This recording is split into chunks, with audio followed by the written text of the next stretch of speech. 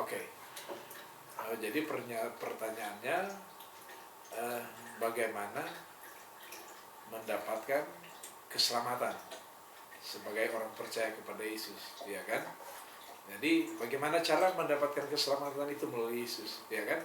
Nah, dalam Yohanes 3 ayat 16, di situ jelas Yesus katakan bahwa karena begitu besar kasih Allah akan dunia ini sehingga ia mengaruniakan anaknya yang tunggal, sehingga barang siapa yang percaya kepadanya dia akan diselamatkan. Ya, jadi Yesus itu sebagai penyelamat bagi kita orang percaya. Itu intinya. Nah, kenapa sih harus Yesus? Jadi Yesus ini adalah satu pribadi yang adalah 100% manusia, 100% Tuhan. Dan dia melakukan penebusan lewat darahnya, mengorbankan dirinya untuk menebus dosa manusia. Itu sebabnya kita sebagai orang yang percaya kepada Yesus, kita mengalami pengampunan dosa karena ada korban. Yesus mengorbankan dirinya sebagai dalam keadaan benar dan mati dalam keadaan benar sehingga dia bangkit. Jadi keselamatan yang Yesus janjikan itu benar-benar keselamatan.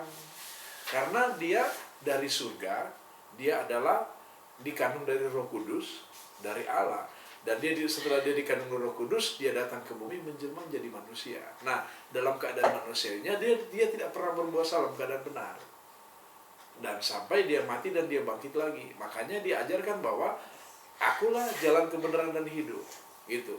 Jadi sebagai orang yang mengikuti Kristus Yesus ini adalah hal yang terbesar yang Yesus lakukan adalah penyelamatan terhadap umat manusia dari dosa. Tidak ada satu dewa manapun atau Tuhan manapun juga yang mampu menghapus dosa manusia. Hanya Yesus, ingat itu. Kenapa? Karena ada pengorbanan. Makanya dia katakan, aku akan pergi kepada Bapa ke surga. Aku tidak akan meninggalkan kamu seorang diri, tapi dia akan mengirim seorang penolong yang namanya Roh Kudus.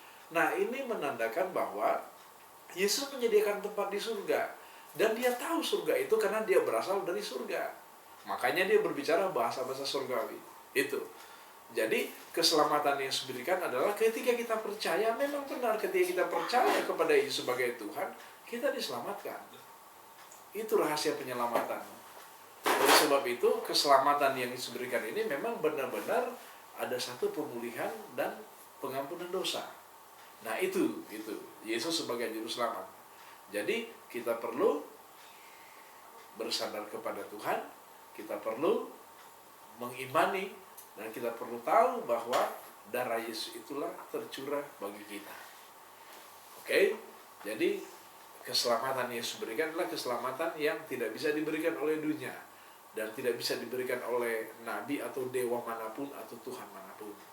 Karena hanya Yesus yang sanggup mengampuni setiap dosa kita. Saya rasanya itu. Terima kasih. Shalom.